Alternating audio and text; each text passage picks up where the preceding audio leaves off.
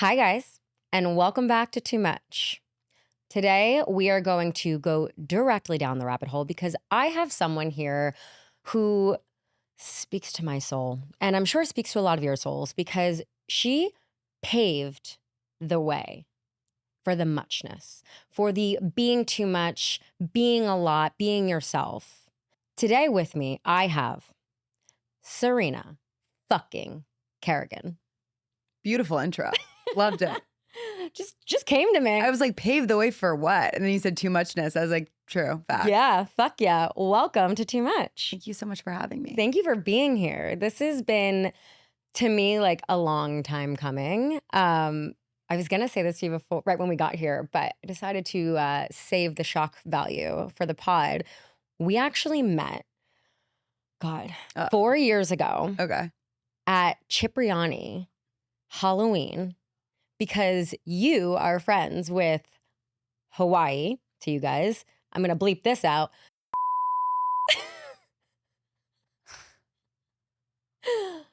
So we met once. It was like 5 seconds. I don't expect you to remember me, but I remembered meeting you. And now you might know who I am. Maybe. I don't know. Interesting. Please don't leave. That was a terrible Halloween party. Yeah, it wasn't great. I was dressed up as Donatella Versace. I don't even, my costume was so bad. Right. Yeah. Hawaii. So what happened with the Hawaii guy? He dumped me in Hawaii on vacation at 6 a.m. He's still single. Yes. Yes. That tells you. Mm-hmm. No, we're friends now, actually. Yeah, we're good. But yeah, so that is when you kind of first came into my orbit of like me knowing who you were. Okay. And then I have since What was the vibe? learned. What was the vibe I You gave? were so fun, so great. Hugged me, hello, super. Oh my nice. God, yeah, it's coming back to me. Yeah, you like hugged him and he's like, "This is my girlfriend." You're like, "Oh my God," and I was like, "Oh my God." Yeah. Love. It was really sweet. You were sweet. But yeah, so like I said, and like you guys probably know, Serena, to me at least, paved the way for the muchness. I would love for you to give an intro to the audience of if they don't know who you are, which if you don't, what the fuck are you doing? Literally, what the fuck? Oh yeah, hi, I'm Serena Kerrigan. I look directly in the camera. Hey guys. What's that? I mean, it honestly, it's an intimidation factor. It's also a connection factor. Let's just do it. Hey guys, I'm Serena fucking Kerrigan, born and raised in New York City. I'm 31 years old. I went to Duke University. I worked at Refinery 29 for 3.5 years. I quit my job 2 weeks before the pandemic, started a live Instagram dating show called Let's Fucking Date, where I dated 50 men in 2020 blindly on Instagram Live in front of thousands and thousands of people. That became 4 card games that are icebreaker games. Let's Fucking Date. You should definitely play it on a date or to fuck or whatever you want. And then that spun into live shows, a TV show. I'm writing a book. And so everything that I do, my brand is all about being the queen of confidence. But really, like, what does confidence mean to you? I think it's like showing up as your best friend. And even my dating advice, like everything really relates back to the self. And like, that's really just been kind of like what I've been trying to champion and the road that I've been on. Yeah. Well, I very much connect with that. My whole spiel here is like I finally stopped apologizing for being too much, and it's all about just like being authentically yourself. Congratulations on the show. Congratulations on the book. You're such a multi-hyphenate now, like author, producer, actor, creator, entrepreneur. Thank you. Literally everything. You're fucking crushing it. I appreciate that. Yeah, congrats. So, I mean, I would love to just also get kind of a background on you and where this came from. Like, were you Serena fucking Kerrigan out of the womb? I feel like yes and no. Like I've always obviously like loved to perform, loved to dance, loved to be the center of attention. I'm an only child. But I think like SFK, like that confidence, that persona was really like a survival method for me because I felt so insecure and so sensitive to rejection is really what it is. I think I've grown a lot and I've worked through it, but I was so afraid of the possibility of being rejected, whether it was by a guy, group of friends, anyone. And so that was very, it's very uncomfortable if you're always feeling like so self-conscious, right? And it's also very self-absorbed because you think that everything is about you. Right. And so that feeling was just really overwhelming. And so I needed to find a tool that would kind of like relieve me of that. And that was really to become this persona, Serena fucking Kerrigan. And I would say like, especially within the last couple of years, like I've really been able to kind of like let go of her. Like she is me, I am her. But like I've been way less sensitive to rejection now. Like it's really like I've really built the relationship with myself. But no, like ultimately what I think confidence is really just treating yourself like your best friend. Like, do you love her all the time? Like, yes. Do you like her all the time? No. Does she annoy you? Yeah. Does she have wear an ugly outfit sometimes? For sure. But like at the end of the day, like you're gonna fucking go to bat for that bitch. And like Right. if she's feeling down, you're gonna lift her up. Yeah. If she gets ghosted, you're not gonna be like, yeah, like you're not really worthy of dating anyone. You'd be like, fuck that guy, let's go out. So I feel as though like if we treated ourselves like our best friend, then I think we would just be a lot kinder to ourselves and give ourselves so much more grace. Totally. That's something that we lose so often. And, I sit there and give my friends pep talks. And then I'm like, why don't I give myself that Really same hard. advice? Do you feel like this sense of rejection when you were younger came from you maybe being this extroverted, bold person and then feeling that people weren't accepting that? 100%. Yeah. Like I would like stare at myself in the mirror, like in the subway, because I grew up in the city. And like I had parents be like, don't look at yourself, it's so vain. But I'm like, I'm not. Like but what's wrong with liking your reflection in the mirror? Like I'm not hurting anyone. But yes, I think that there were things in my childhood that made me feel like I had to, yes, be Dim smaller, yourself. dim Yeah. myself for Yeah. sure. And then of course with dating, like, and then when I became SFK, everyone was like, you're not going to get a job. You're not going to get into sorority. You're not going to have a boyfriend. Like, by the way, I did all those things. Obviously, like, you're not going to get a brand deal. Like SFK is too much. So then I'm like, fuck, like either I'm insecure or I'm too much. Yeah. No, everyone tells you. That's why I'm on the perfect podcast today. Yes, exactly. The thing is that people will tell you you're too much. So we say, okay, we're going to take a step back and change something about ourselves, shrink ourselves so that we can fit some box. And then all of a sudden you do that and then you're fake, you're disingenuous and you're not being you. And then there's a problem with that. It's like, you're never going to please everyone. Right. And also in doing that, you're just prioritizing someone else's happiness over your own. Mhm. Like it's self-abandonment Mhm. is what it is. Mhm. I fully identify with everything that you're saying. Like I can't tell you how many times when I was a kid, like I like the way I look in pictures sometimes. And like I was raised to apologize for compliments. Right. I hear my mom do it really. People would be like, oh, like you're so fit. And she'd be like, oh no, like, I've gained 10 pounds. I've done this. And it's like, Right. just say thank you. Right. No, that's Because- like, that icks me. Like, no, shit to your No. mom, obviously, Yeah. but like when people speak badly about themselves, like that really bothers me because Yeah. I'm like, I wouldn't have clocked it until you pointed it out. And Uh-huh. like, would you say it to your best friend? Like, Right. you know what I mean? Even when people apologize for like their room on a Zoom, like I'm like, they're like, oh, my room is so messy. I'm like, wasn't even looking at your Yeah, but Don't now care I about am. your room. Don't care. Stop apologizing. Yeah. It's like this need to cushion it with something because we can't. Because I think we're women and we're very accommodating and like we have it harder, Right. Like we do. And we're conceited if we don't do that. Correct. Yeah.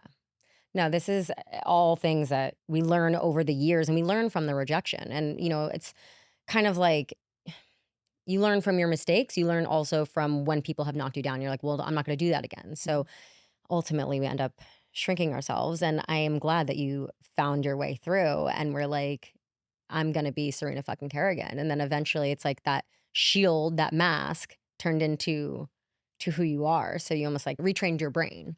Fully. I think like so much of adulthood is unlearning. Totally. Right. From Yeah. our childhood. Yeah.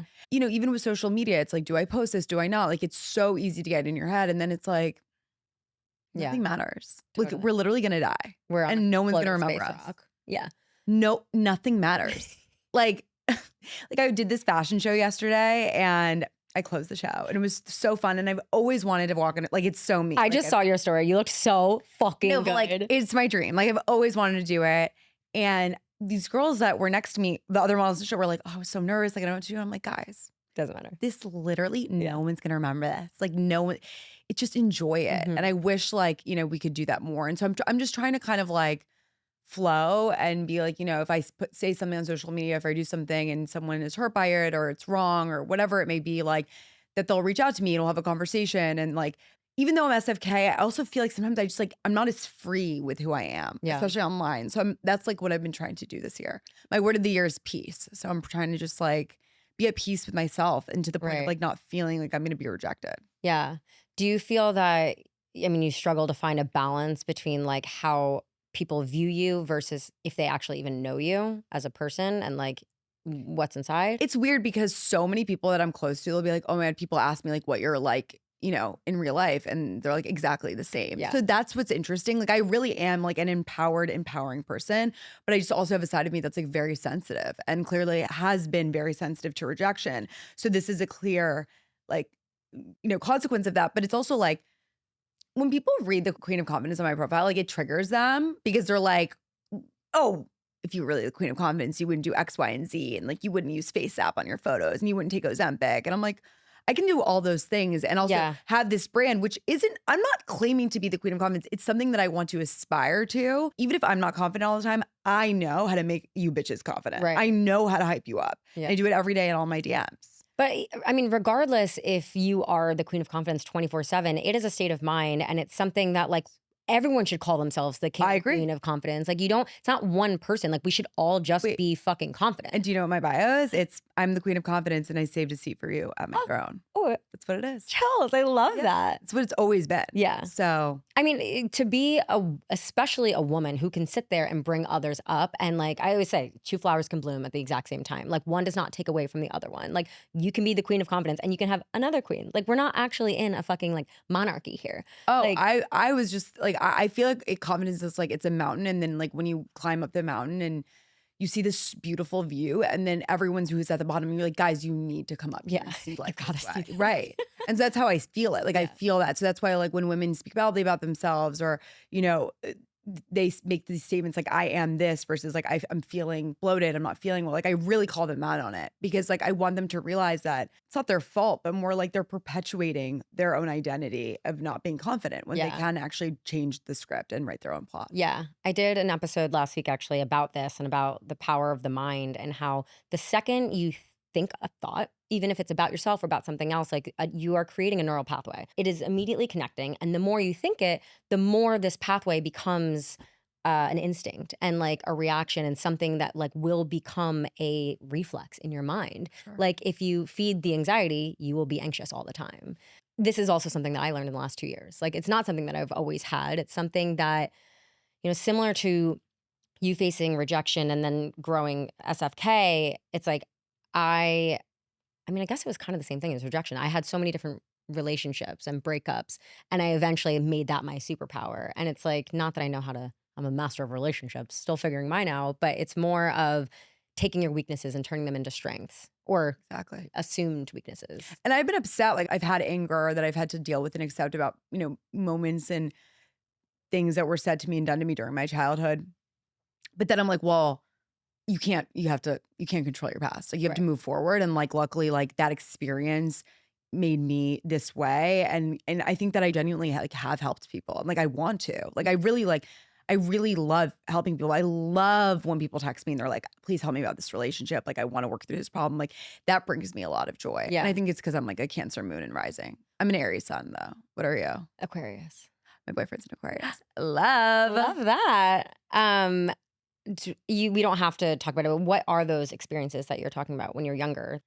Just like, you know, a lot of criticism and anger and just a temper in the house. And my parents were divorced, so I'd usually just be with one parent. I'm an only child, so I don't really want to get into it, but it's just like, you know, when you have a parent criticize you and not lift you up, it's a really like that's their job. Yeah. And that's like one thing I like will do without question when I'm a parent. It's like your one job as a parent, like you can't protect them from the world, but you really can like set them up to believe in themselves. And I felt like I was missing that from one of my parents. And so that really like fucks your self-esteem up. Totally. Like if you feel your parent is rejecting you, like you will feel like everyone is rejecting you throughout your life. Yeah. And there's always like the advice of like, don't let it get to you. And it's like, no, that's the person whose opinion I care about. And But when you're a little kid, like you don't, they're supposed to be. right? So, I mean, like but I've worked through it and I've forgiven and accepted. And like, listen, at the end of the day, like your parents are humans too, and they're not perfect. And like, they don't mean harm. And like, especially mine didn't. But it's incredible, like how little Serena is like always fucking here. Like I am little Serena. I constantly have to be like, you know, this is little Serena that needs that like hug and that like love right now. Yeah. Which is so crazy. I'm tearing up. I know. But yeah, it's like, it's constant. And so it's like, yes, I'm Serena fucking Kerrigan because little Serena needed Serena fucking Kerrigan like very badly. She needed someone to be like, you got this. I'm getting emotional too. Anyway.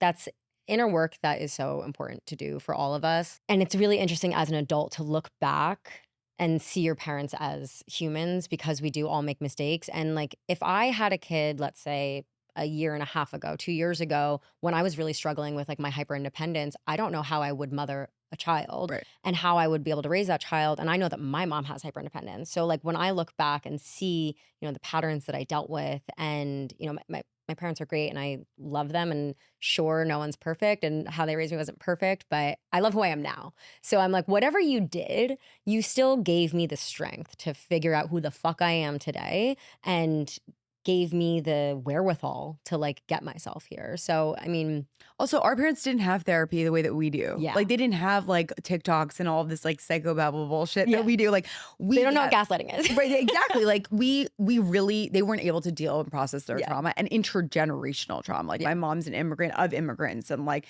they did not have those tools. Right. So I feel like we're actually like parent wise, we're gonna fuck our kids up regardless because that's just like how it happens. Yeah. But I think that at least we'll be able to like send them to therapy very Mhm. quickly and be like, let's Yeah. talk about it. Let's Yeah. like work through this and There'd communicate. be a lot more hugs and a lot more, Right. praise. So when you were this, or you still are, but like when you first started to be this big, bold personality, did you find that it maybe adversity and like pushback resistance came from friends, like girls, or more from partners and guys?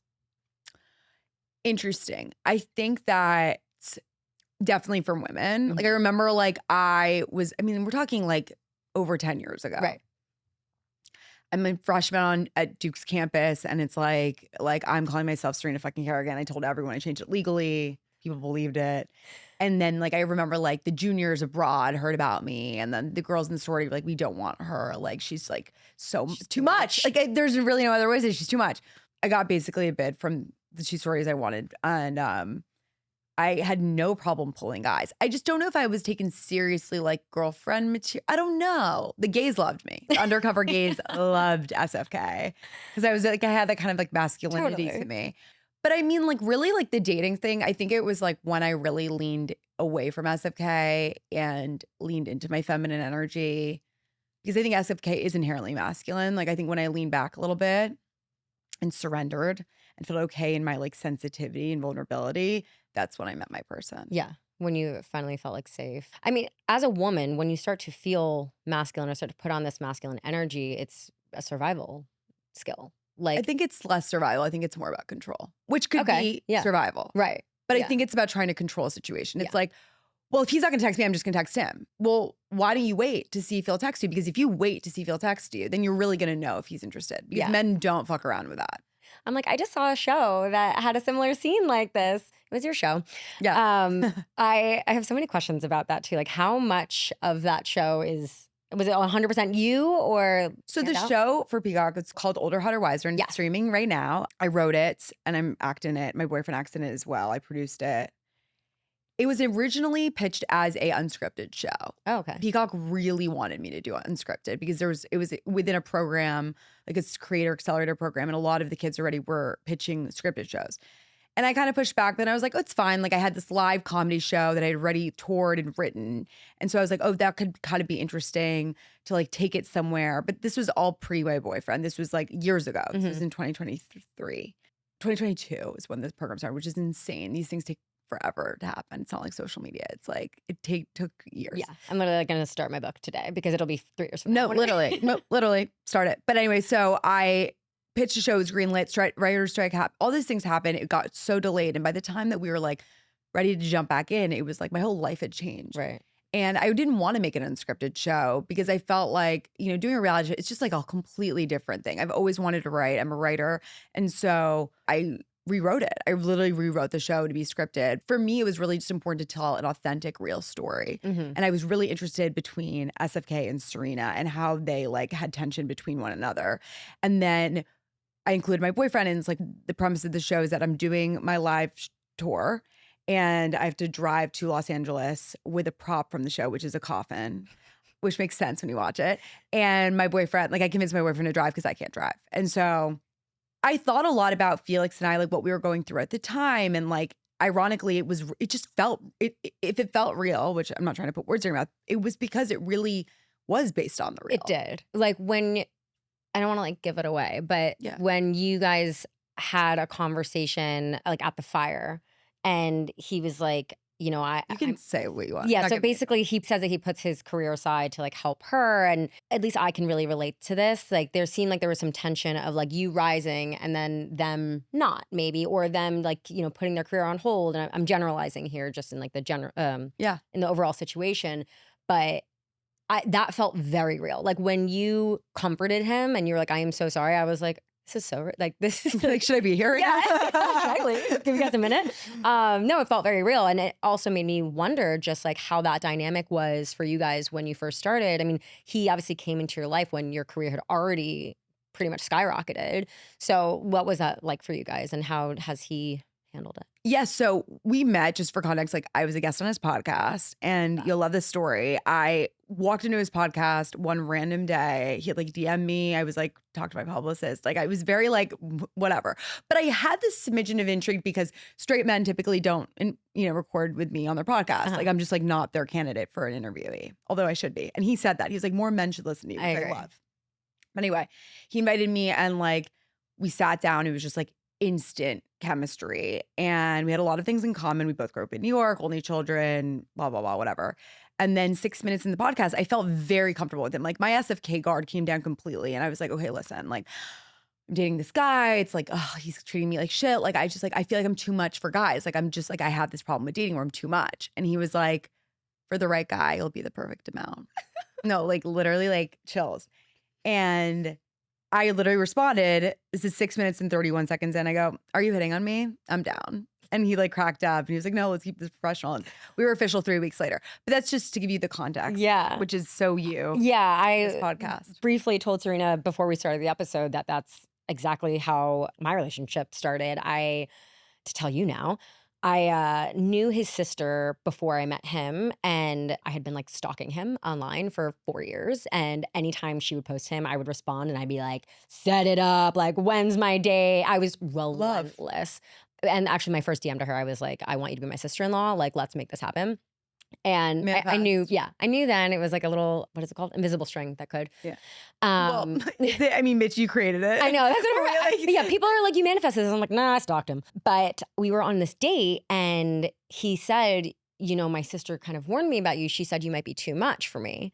And in her defense, she doesn't think that I'm too much, but like he is, like I said to you before, he likes his privacy. He's very like calm, super, not reserved because he's a really outgoing guy, but like he doesn't talk if he doesn't have to. He doesn't need to fill the spaces. He's like most men. Yeah. And by the way, that's what some girls like us need. Like that's the perfect match. Exactly. So he said that to me. He was like, my sister said you might be too much for me. And I had had a couple dirty martinis and I was like, well, if I'm too much for you, I'm going to be just right for someone else. And I was like, go fucking kick rocks. Like I don't need this energy. Were you sad though, low key, because you like had a crush on him? No, I was like, oh my God, did I just say that? I believe it. And I did. And it was just that point in my life. Like they always say taxi light theory for men. Like it's true for women too. Like my taxi light was on. Like the timing was perfect. It was great. And then he ended up like asking me out officially. I don't know if I believe in that theory, by the way. The taxi light? I don't know if I believe it. I think it's about the person. I don't think it's about, I think timing is important. It's more timing when I believe. But I think that when the guy wants a woman, like, for example, Rosie Huntington White, whatever, yeah. And Jason Statham, he was with a woman before, like didn't want to was like, I'm never getting married. Yeah. And then broke up with her when he met Rosie and was like, I'm marrying you. I don't think that, I think it's just like, it's about the person. Yeah. But I think that's true too. But like, I think it's also a subconscious thing. Like, I don't even know if it is a conscious, like, oh, I'm ready for a boyfriend, because I don't think that's when it happens. I agree. When you want it doesn't happen then. But like, everything was aligning in my you're life. right. Yeah. So Felix, definitely when I met him, like my taxi light. Yeah. Like you were at a good place to accept that love kind of a thing. Yeah. Correct. Yeah. So then what happened? We're still together. We live together. Yeah. But like, how did you go from like too much to like? He was like, holy fucking shit. I like what this is all about. Yeah. And he fully embraces it. And he's like, you being I think the other day I got spark plug. He's called me a lightning bolt. Like he's like, that's what I love about you. But my boyfriend's like, it's chaos 24/7. Yeah. I'm like, never, he goes, never a dull moment. I go, duh. Why would you want one? No. I always say to write that on my tombstone. Never, there was never a dull moment. Literally same. Okay, we're the same, which I love. But to circle back, like that was the context that we met. He was 23. I was 29. Now he's 25. I'm 31. So we have a 6-year age gap. How did you feel about that right out the gate before you knew him? I didn't know. Okay. I didn't know until our third date. And Oh, you didn't know his him, age. And it said a recent college grad. And I was like, recent college grad? Because he looks older. You're like law school. It's totally law school. And he's, right. I didn't think that. At that point, I was like, oh, right. But that was kind of what was amazing was that we were able to connect so much and it literally never came up. Like, I don't even understand how. Yeah. It didn't need to. Like it didn't need to. Yeah. And then when it did, I was like I had a wall up. I put a wall up and because I was like, is he serious? Yeah. Am I the first older woman? Is this a fetish? Is this, what is this? Is he gonna wanna like explore right. after? And he, I hate when people say he's mature for his age. It is really like unbelievable, this kid's maturity. It's just how he was raised. It's the circumstance of his life. He's European, like he's born in New York City like me. Like, I don't know. It's just he's a different caliber of man. He's a man. He's a man. He's not a boy. Mhm. And what I've learned from him, I know I've inspired a lot of women to now like set their age down On apps, right? yeah. On apps, because I had so much prejudice. I was like, ew, like I have to date older. If I'm too much for a guy my age, I'm definitely gonna be way too much Yeah. for a younger guy. And what I've realized with Felix and with a lot of other younger men that I've met, it's like maturity does not come with age. It comes with like a whole variety of things. And we've met a ton of men that are in their 40s that are little boys and tons of men that are 25 and whole ass men. So I was gonna literally say the exact same thing. The guy did just before, we call him Mr. Right. He was 48. And I would never date younger. I would never date my age. And Mr. Right is like around my age. And I was like, he's gonna be a child, but like maturity does not correlate with age. It is all about their EQ and just like how they fucking treat you. it's all their EQ. And like he is incredible. I love him so much. Oh. Like right when we started dating, like it was like my Joe and the Juice collab. I was like on a billboard in Soho. My tits were out with my 2 juices. Like it was a nationwide collab. It was like epic. But like imagine like I you remember just that, started dating me and you're like, hello. And I remember he like drove me to the billboard to go see it. And he stayed there the whole day. And like his car literally ran out of battery. Like, and I was like, you can go if you want. He was like, I don't want to go. And I was like, oh, it makes me emotional thinking that like he was just so proud and like from the beginning. Yeah. And like he invited me on his podcast because he was so impressed by my career. And he said on the podcast, he was like, more men need to listen to you. And I felt like that's such a like, I don't know, it's just such a incredible thing to be celebrated because I think for so long, like people were like, SFK's too much. Like you need to tone it down. You shouldn't help guys. I remember on first dates, I'd be like, don't look at my social media. But that's crazy because they're obviously going to go fucking run home and look at my social media. But I was so afraid of them seeing me versus reframing and being like the right person Can put 2 and 2 for together. the right person, I'll be the perfect amount. Yeah. And so, sorry, to go all the way back. So we're dating and then he knew about the Peacock thing. However, it was on pause. So, and then when it came up and then I had to rewrite, I was like, listen, like I'm thinking of doing a road trip, but I need someone to Wait, this is act real with. life? Sorry. When I was rewriting the show, I was like, no, the whole show was scripted. Obviously, we didn't do a real road trip. We shot the whole thing in Los Angeles. Yeah. You gauged that? The from- Ohio part, I was like, that's not Ohio. That's the Valley. Also, we had a very low budget for our show, but it looks really premium. No, it looks no? great. I mean, it It looks looks pretty fucking great. wonderful. Like, great. Thank you. You guys should watch. It's pretty beautiful for like, we really created something really beautiful from very limited resources, but it was an incredible opportunity regardless. Anyway, so I'm rewriting the show and I'm like, hey, listen, like, I need a co-star in this show. Like, I can't act alone because acting is reacting. So I'm like, I'm going to write you into the show. Like, are you down? And he was like, of course. Because that's the person he is.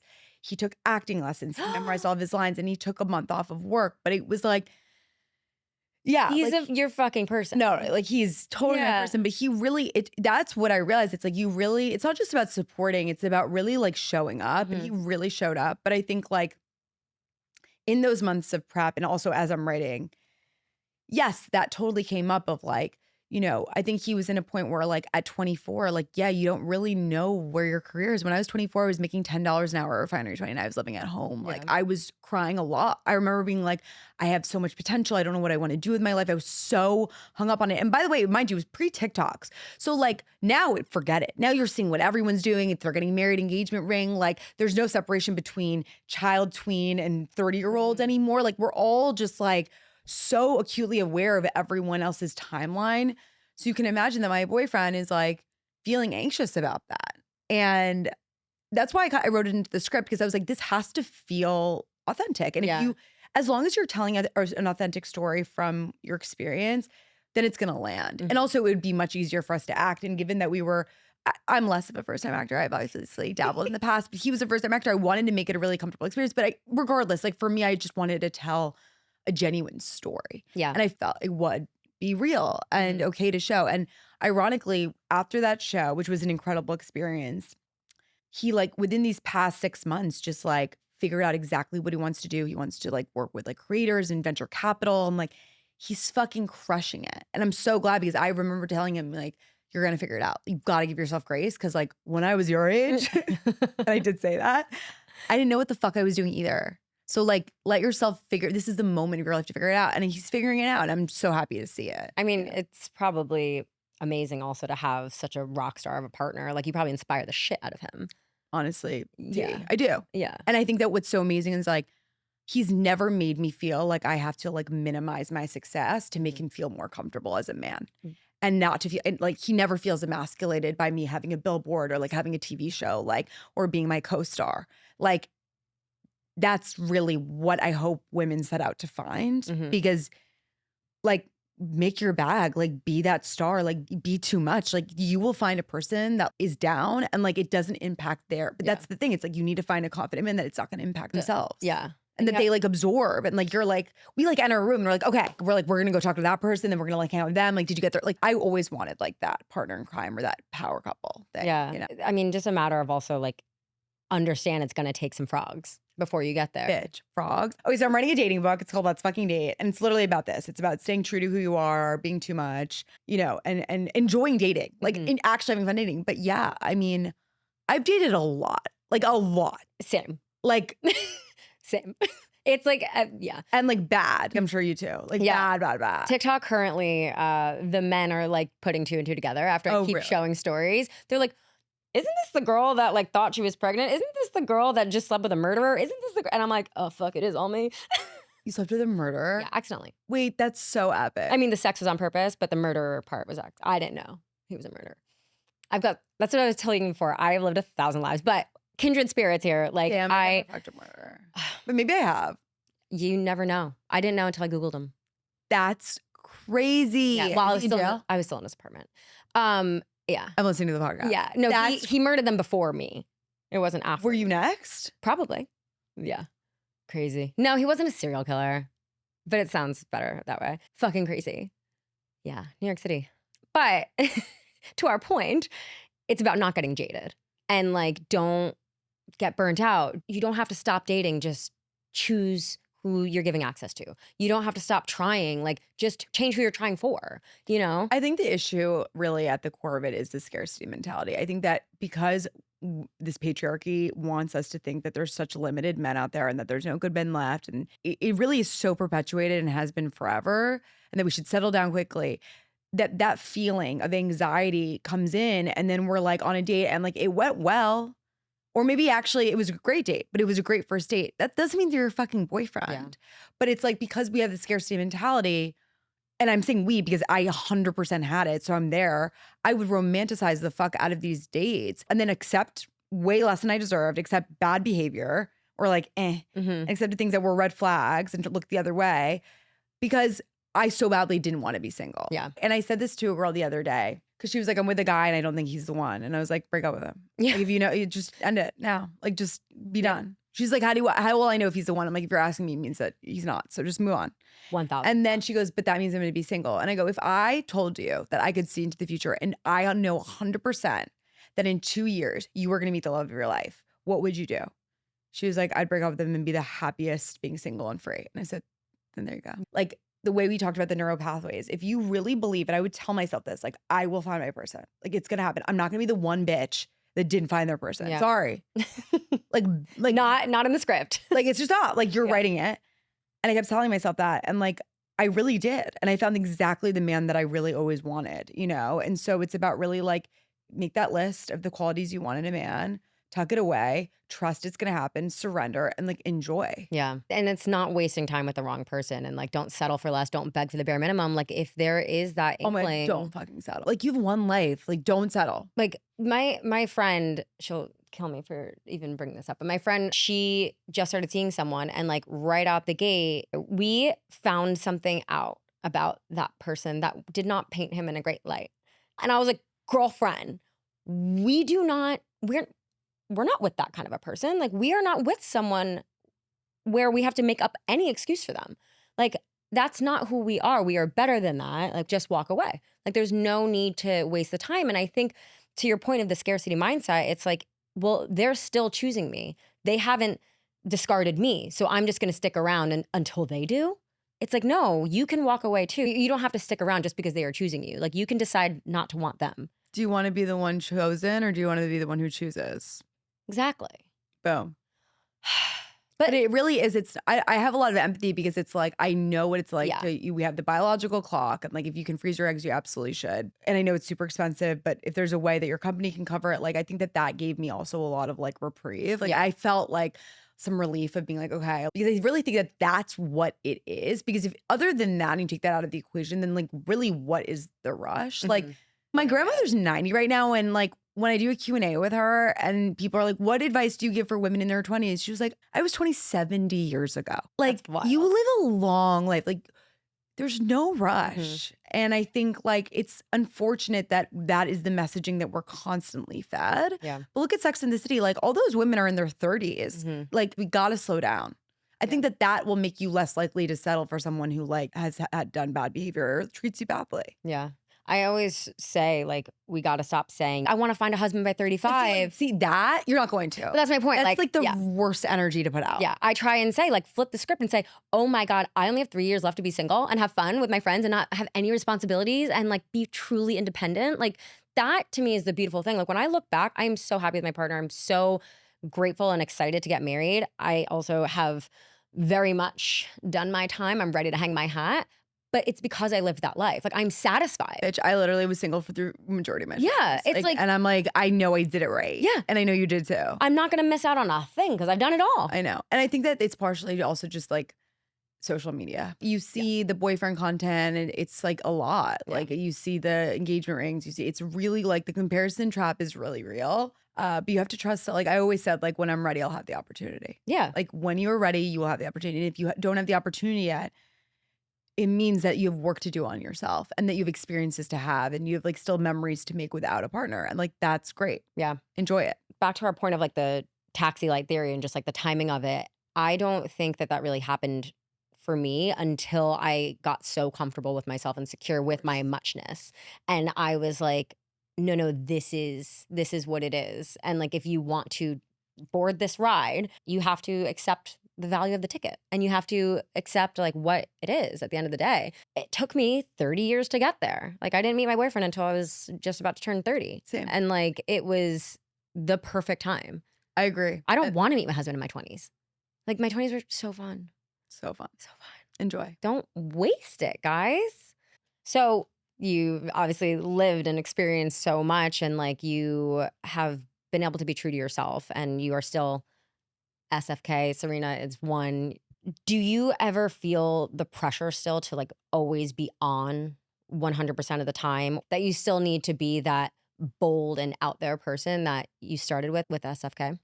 It's really interesting. I felt like I kind of took a step back from like posting a lot on social media, although probably like a regular person, not right, but you know, like they wouldn't think so, but just to comparatively how I was posting and because I was doing the show and I was doing the book proposal. And like, now that, you know, the show is done and please go watch it and I'm writing the book, I'm like, you know what? I think I'm actually going to like hop back in and start making content again just because like I needed a break. And I was talking to like 2 different friends of mine who are influencers about it. And they were like, well, you show up really SFK online still. And I was like, really?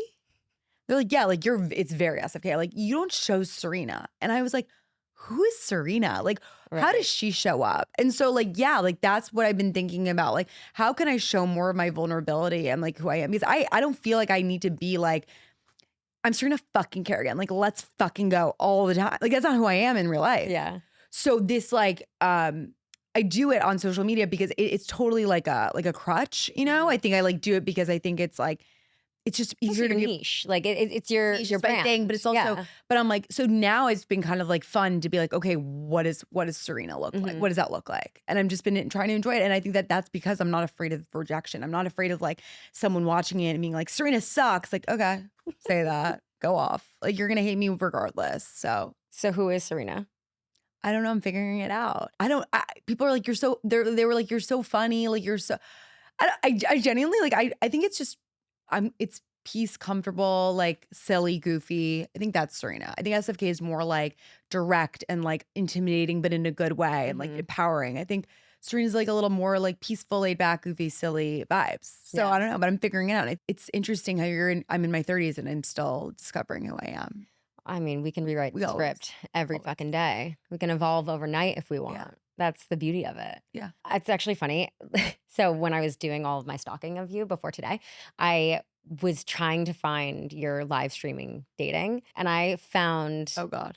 it was you and a guy who was on the guitar. And you literally in the video said, like, I just went viral on TikTok last night for the first time. That's crazy. And you were, yeah, it was like May 11th, Yeah. 2020, something like that. And you were like, I just went viral for the first time. It was crazy. It was this amazing experience. And I'm like, that is so cool. First of all, also to now like be sitting with you today and like how fucking far you've come. And it is so inspiring. And also it now is really interesting to see like that Serena and this Serena. And it's a very beautiful growth that you've had. Like I feel like you used all of your big personality traits as a superpower. I love that you've stayed true to yourself, and I love that you are still this person, but like older, hotter, wiser. Like Totally. you have just really fine-tuned this art of the muchness. I appreciate that. Yeah. I mean, looking back and thinking back to that moment, do you feel like you have left that version of you behind, or do you think it No. is just a It's just a growth. Yeah. Yeah. I mean, I see old videos of myself. I'm like, oh my God, I don't even recognize that person Yeah. anymore. But like, she was so fearless. Like, I quit my job 2 weeks before the pandemic and I was like, I'm just going to start dating live. Like, I'm going to just make a card game. Like, that, I still have that. I still have that vibe where I'm like, I'm going to make a TV show. I'm going to write a book. I like to try a lot of different things. Like, I really do. Like, I may be jack of all trades, master of none. Like, I don't know. Like, I personally, I have a lot of interest and I'm not afraid of failure because you just continue to learn more and more things about yourself.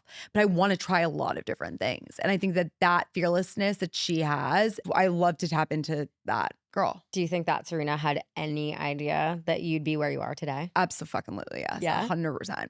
I'm not one of those Fuck women. yeah.